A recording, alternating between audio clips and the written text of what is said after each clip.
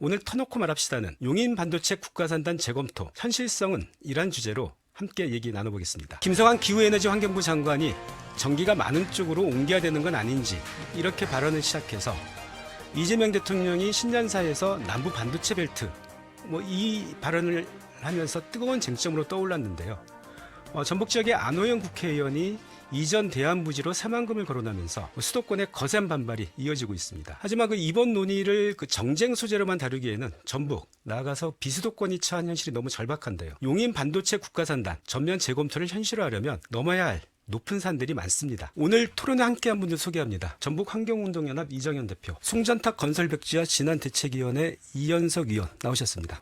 먼저 용인 반도체 클러스터 실체를 한번 얘기해보죠. SK하이닉스 반도체 공장 4개가 들어설 일반 산업단지, 그리고 삼성전자 반도체 공장 6개가 들어설 계획인 국가산업단지, 이 2개의 산업단지가 있는 건데요. SK하이닉스는 지난해 2월에 착공했지만 삼성전자가 들어올 계획인 국가산업단지는 지난달 22일에서야 토지 보상 절차가 시작됐죠. 지금 재검토, 이전 요구를 하고 있는 거는 일반 산업단지보다는 되돌릴 여지가 충분한 국가산업단지를 대상으로 하고 있는 겁니다.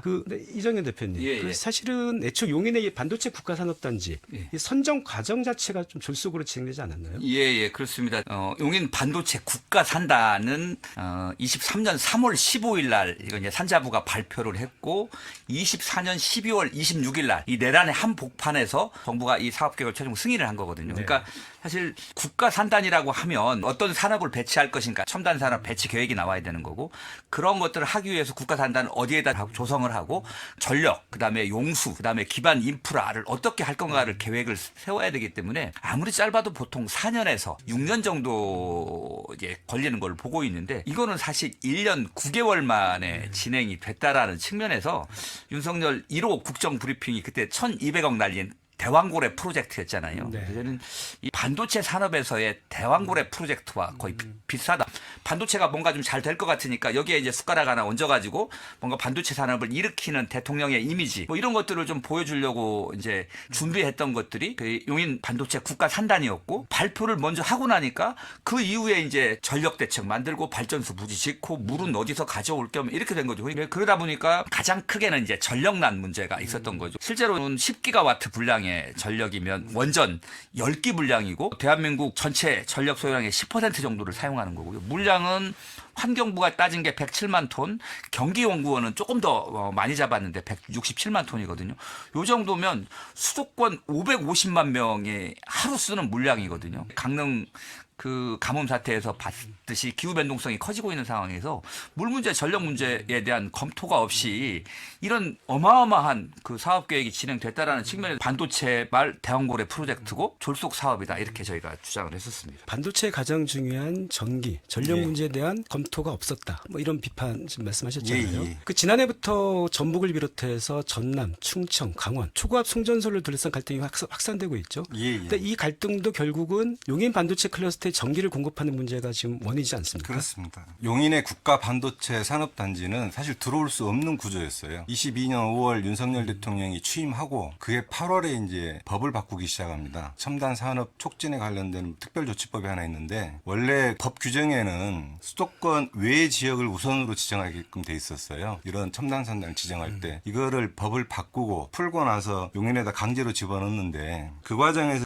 전기 같은 경우도 좀 과소평가한 게 좀 있죠. 네, 11일 있었던 K반도체 관련 토론회 대통령이 참석한 여기에서 보고된 바로는 일반 산업단지의 6기가 그리고 삼성전자가 들어올 국가산업단지의 9기가 공식적으로는 그렇게 보고를 하고 있는데 이번에 SK가 120조에서 600조로 투자를 늘리면서 시설도 더 첨단화하고 규모도 1.5배를 늘렸거든요. 그래서 최대 SK만 10기가, 삼성 것만 10기가 한 20기가를 기본으로 봐요. 그리고 특히 삼성 같은 경우는 시스템 LSI 파운드리를 목표로 하는 반도체 공장이거든요. HBM 같은 AI 특화되어 있는 첨단 반도체 위주로 하겠다고 하는 건데 가장 첨단에 있는 공장들은 전기를 엄청나게 씁니다. 첨단으로 갈수록 더 많은 전기를 쓰게 돼 있거든요. 통상 또 4년마다 장비를 교체를 해야 돼요. 반도체 공장을. 그러면 그 공장 교체할 때 전기가 20%씩 더 들어간다는 얘기입니다. 그래서 무슨 생각으로 이렇게 했느냐. 이게 지금 자꾸 문제가 되는 거죠. 그러니까 그 15기가와트라고 한다면은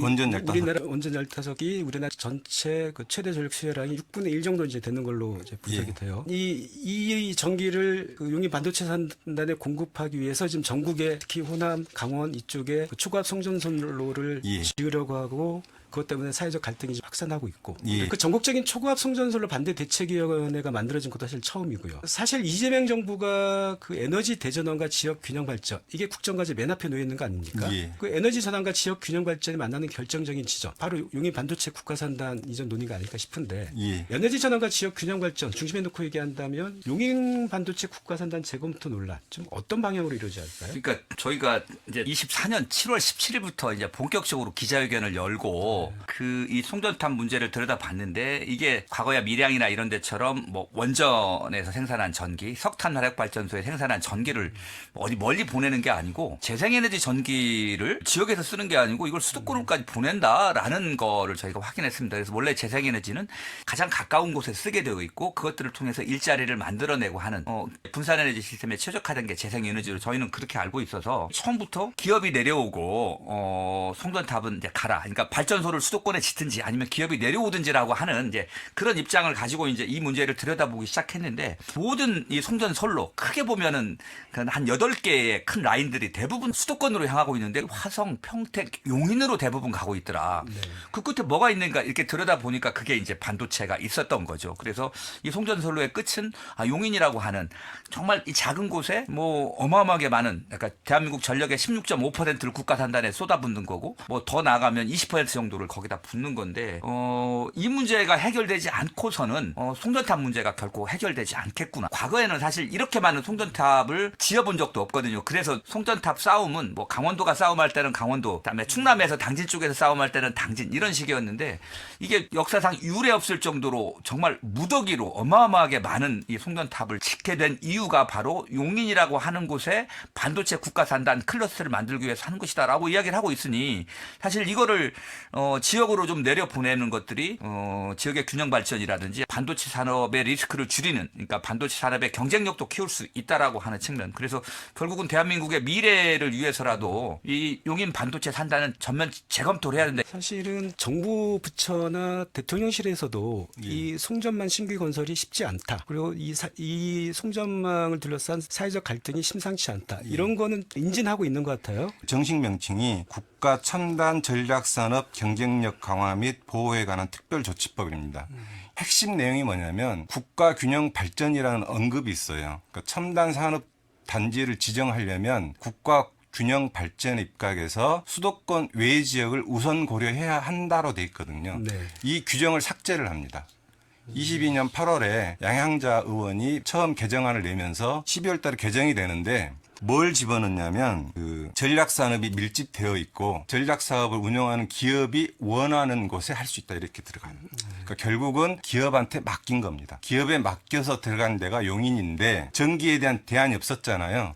송전선로 건설은 우리 밀양 때 느꼈잖아요. 굉장히 사회적 갈등을 일으키는 행위이기 때문에 매우 신중하게 조심해서 진행을 해야 되는데 한꺼번에 밀어붙이겠다는 내용이 들어가 있는 겁니다. 정리를 하면 용인 산단 지정할 때 국가 균형에 문제 있다는 걸 알았어요, 이 사람들이. 그래서 그걸 지웠습니다. 법을 바꿨어요. 수도권 1국으로 가겠다라는 의지가 굉장히 강하게 들어가 있는 행위인 거고 강제로 송변전 선로를 갖다 하겠다는 게 나와요. 그래서 24년 7월에 한전 보고서가 있습니다. 예타 면제 보고서. 명백하게 용인으로 가는 송전 선로를 위해서 그 한 3조 7천억인데 4조 정도 되는 그 자금을 쓴 투자를 하는 거를 예타를 면제를 받습니다.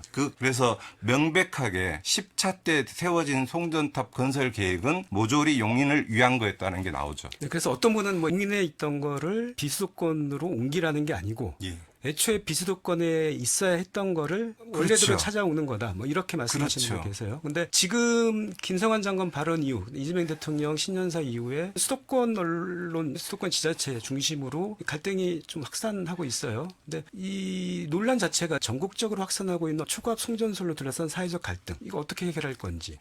그다음에 재생에너지에 기반한 아리백 어떻게 풀어갈 건지.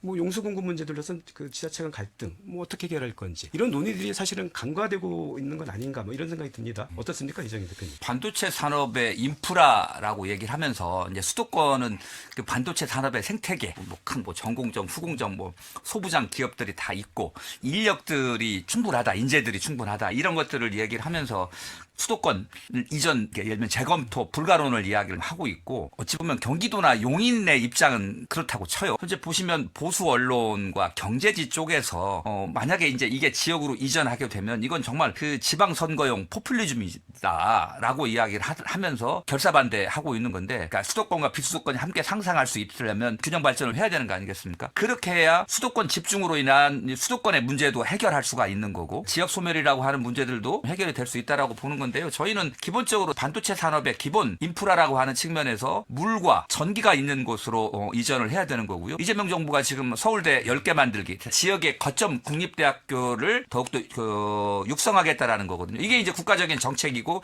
지역의 인재를 길러서 지역이 별도의 어떤 산업 생태계가 구축이 될 수 있도록 하겠다라고 하는 측면에서 보더라도 지역으로 좀 이전을 해야 되는 거고, 현재 그 또 국가 알리백 산단들을 좀 지정하도록 되어 있지 않습니까? 그래서 재생에너지가 풍부한 곳에 알리백 산단이 지정이 될 수밖에 없는 건데, 사실 용인에 저렇게 많은 그러니까 재생에너지가 필요한 기업들을 몰아놓은 상태에서 송년선로로 해가지고 전기를 공급한다라고 보면 사실 지역에 만들어지는 알리백 산업단지는 쓸 수 있는 전기가 없는 거거든요. 지금 크게 보면은 반도체 경쟁력은 키워야 돼요. 그러니까 미래 에너지 전환, 그 다음에 AI로 인한 전환, 두 가지의 가장 핵심이 되는 산업이 반도체거든요. 반도체 제조 경쟁력을 위해서도 사실 수도권은 문제가 있었어요. 가장 기본적인 건 생태적으로도 한계라는 건 물이 없다는 얘기고요. 물리적으로 어렵다는 거는 특정 지점에 너무 많은 전력을 집어넣어야 돼요. 비수기를 기준으로 하면 대한민국 총전력의 절반을 용인이란 한 곳에 몰아넣어야 된다는 얘기거든요. 그게 물리적으로 정말 가능하냐. 가장 효율적으로 작동하는 것도 물론 필요하지만 리스크도 따져야 되거든요.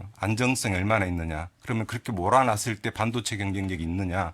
또 필요한 핵심 자원인 에너지를 공급 못했을 때, 그래서 만일 정전이 발생했을 때 이럴 때 어떻게 할 거냐 이런 거고, 지금 이 문제는 또 대한민국의 경쟁력이에요. 대한민국의 경쟁력은 가장 넓은 면적을 가장 효율적으로 공간 배치를 해가면서 쓰는 거거든요. 그런데 대한민국의 10%밖에 안 되는 수도권 지역에다가 모든 산업시설을 몰아놓고, 그것도 첨단 시설 한 곳에 몰아놓으면 우리가 남북이 대치되고 있고 지금 대외적으로 그 여러 가지 전쟁에 관련되는 시나리오긴 하지만 그런 위험들 이야기하지 않습니까? 그럴 때 이 한 곳에 모아놓은 게 바로 위기인 거죠. 그러니까 포트폴리오 분산 차원에서도 나눠야 되고, 지속 가능한 대한민국 생각한다면 지역의 경쟁력을 확보를 해야 되는데, 현재 구조는 지역의 자원과 사람과 돈을 다 수도권으로 보내는 구조밖에 안 돼 있거든요. 지금. 네. 결국 우리나라 반도체 산업의 어떤 안정성, 성장, 경쟁력 이런 걸 고려해서라도 용인 반도체 국가산단은 재검토가 필요하다. 그렇죠. 물리적으로 여유가 있고 생태적으로 여유가 있고 인력 면에서도 저는 이게 한 세대를 이야기하는 겁니다. 이게 완공을 2052년까지 보는 거거든요.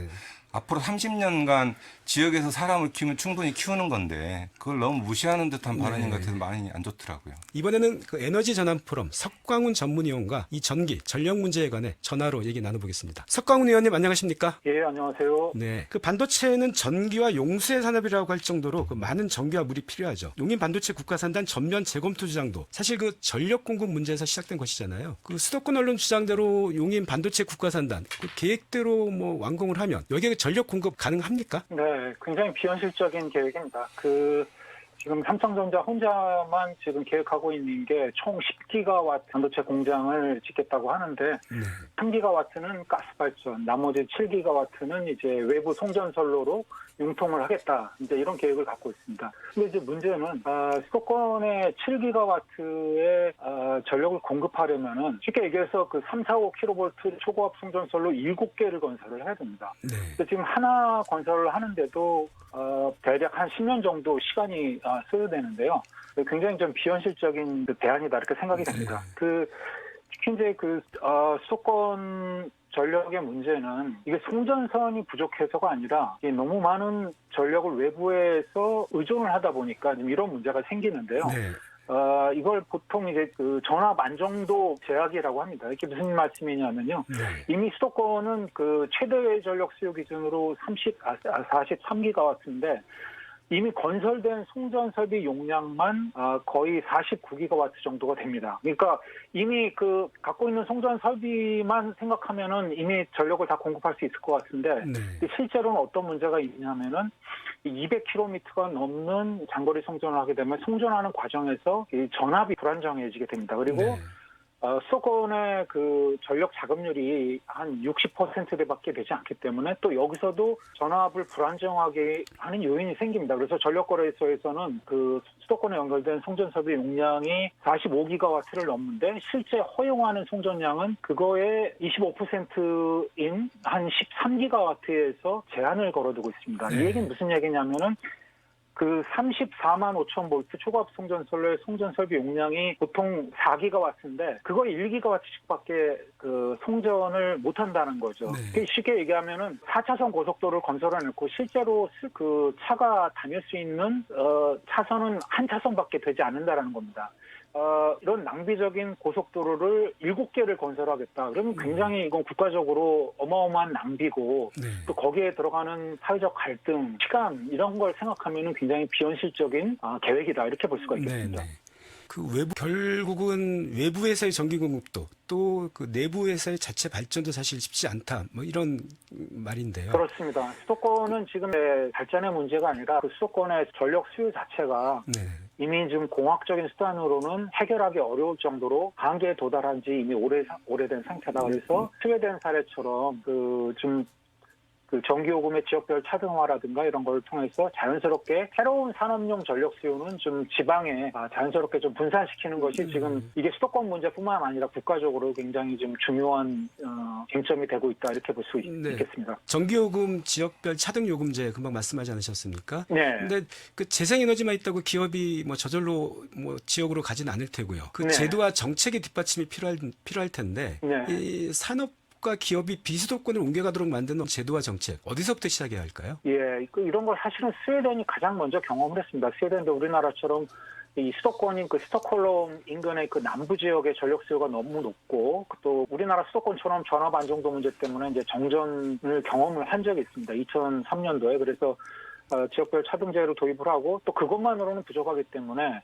전력이 풍부한 하지만 인구는 적은 북부 지역에 다양한 종류의 공장이 입주할 수 있도록 다양한 종류의 이제 지원 프로그램을 만들었습니다. 그래서 여러 가지 세제 지원이라든가 교육 여건 개선, 뭐 교통 인프라 개선 이런 것들을 지난 4, 5년 동안 굉장히 집중적으로 해왔는데요. 이봉렬 시민기자님 안녕하십니까? 예, 안녕하십니까. 이봉렬입니다. 네, 30년째 반도체 업체에서 일해오셨죠? 예, 저 한국에서 한 15년 했었고요. 이제 네. 지금 싱가포르에서 한 20년 정도 반도체 쪽 일을 계속 하고 있습니다. 네, 그 현장을 잘 아는 또 그 국내뿐만 아니라 그 외국의 현장도 잘 아는 전문가로 알려져 있는데요. 그 싱가포르에서 보내오는 기사나 코멘트들이 국내에서 큰 반향을 일으키고 있어요.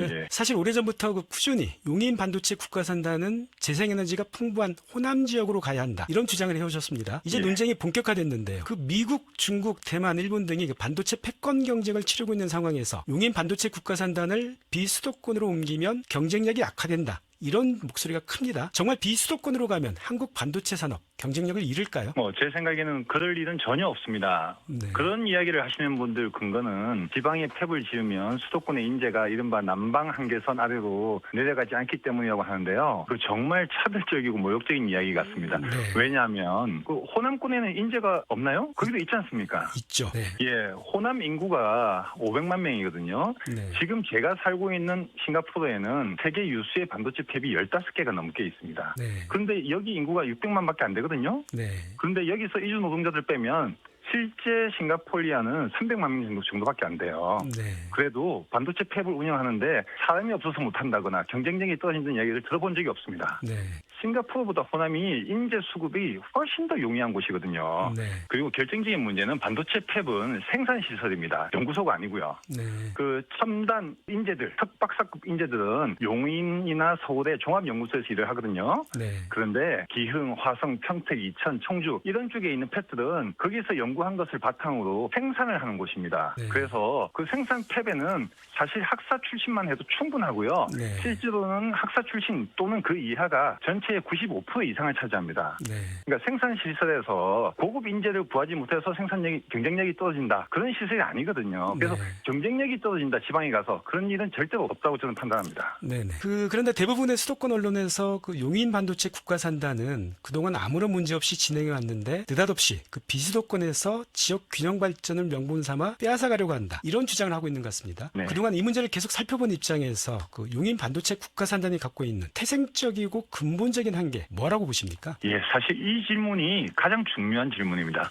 이거는 용인에 있는 것을 느닷없이 빼앗아 가려고 하는 게 아니고요. 네. 원래 지방에 조성되어야 될 클러스터가 정책 당국자들이 마음대로 수도권으로 옮긴 겁니다. 수도권에 빼앗긴 거예요. 왜 이런 이야기를 하냐면 2019년에 SK 하이닉스 일반 산단을 용인에 지정할 때 그때 수도권 공장 총량제 때문에 원래 그곳에 산단을 지정하면 안 되는 곳이었습니다. 그렇죠. 그런데 했거든요. 네. 그리고 삼성전자 같은 경우는 더 어처구니 없는 게 2023년에 윤석열 대통령이 일방적으로 발표한 겁니다. 뭐 네. 공청회든 뭐 시민 의견을 듣든 지역 간의 균형을 맞추든 이런 게 있는 게 아니라 수도권 공장 총량제가 있는 상태에서 그냥 일방적으로 발표했어요. 네. 그리고 그 발표 이후에 수도권 공장 총량제도 취소하고 일방적으로 지정을 했거든요. 네. 그런데 지금은 사실 그 발표 이후에 실질적으로 진행된 건 별로 없습니다. 네.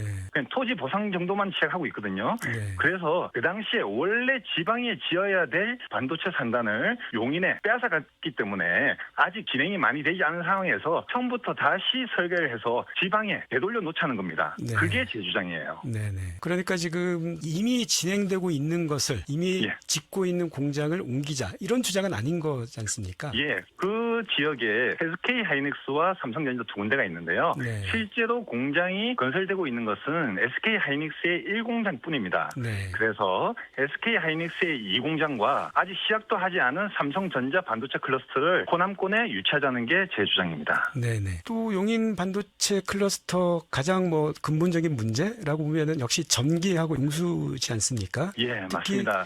전기 문제는 상당히 심각한데요. 이 문제 어떻게 예. 보십니까? 예. 그러니까 필요한 전기를 용인에서는 지금 수급할 방법이 없습니다. 수도권에 원자력 반도체 폐를 위해서 원자력 발전소 16개를 지을 수는 없는 거잖아요. 네네. 그래서 호남이나 강원도에서 전기를 끌고 가야 하는데 용인의 반도체 클러스터를 위해서 우리나라 온 국토에 송전 철탑을 세우고 고압 송전선을 까면 안 되는 거지 않습니까? 네. 예, 그리고 보수 언론들은 LNG 발전소를 이미 설치를 했고 앞으로도 할 예정이다라고 얘기하는데 네. 그 LNG 발전소에서 나오는 전기는 재생에너지가 아닙니다. 그렇죠. 예, 그런데 지금부터 새로 지어질 탑들은 재생에너지를 사용하지 않으면 거기서 만들어내는 반도체는 팔 수가 없습니다. 실제로 애플은 2030년 이후에는 아디백을 못 맞추면 반도체를 안 사겠다고 이미 못을 박았고요. 네. 구글, 메타, 마이크로소프트도 다 여기 동참하고 있습니다. 네. 재생에너지를 구하지 못하면 탭을 지어도 거기에서 나온 제품을 판매할 수 없고 그리고 다른 전기를 그쪽에 공급할 방법도 없습니다. 네. 재생에너지가 풍부한 호남에 재생에너지가 꼭 필요한 반도체 팹을 짓는 것 말고는 지금 현재로서는 다른 방법이 없습니다. 네. 그 반도체 업체에서 오래 일하셨잖아요. 그 반도체 예. 공장 설립 계획을 재검토한다는 게 뭐 정부가 강제해서 할 수 있는 일은 아닐 테고요. 그 기업이 예. 스스로 문제 해결 방법, 대안 등을 검토하고 결론을 내릴 텐데 예. 그 보시기에 반도체 기업 입장에서 어떤 결론을 내리는 게 더 이익이 되는 걸까요? 예, 앞서 얘기한 것처럼 사실 지금 국가 산단이나 일반 산단에 진행된 게 그렇게 많지 않기 때문에 네. 계획을 지금 재검토하는 것은 사실 어렵지 않습니다. 그리고 반도체 산업은 국가 전략 산업이라고 하잖아요. 네. 그래서 그 반도체 팹에 필요한 전기, 용수, 부지 모두 다 정부가 나서서 챙겨주고 있는 겁니다. 네.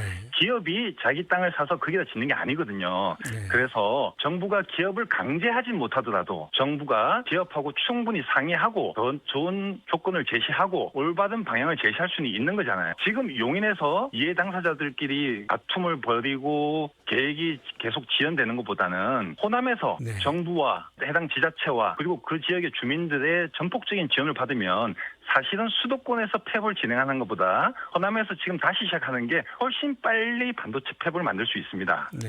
그렇기 때문에 기업 입장에서도 일정에 아무런 차질이 없고 지자체의 전폭적인 지원도 받을 수 있고 네. 그리고 재생에너지까지 해결할 수 있는 가장 좋은 조건이 호남권 반도체 산업단지이기 때문에 기업 입장에서도 지금 정부와 상의를 해서 네. 호남권의 아디백 반도체 산단을 다시 조성하는 게 네. 훨씬 더 이익이고 합리적인 선택이라고 저는 생각합니다. 네.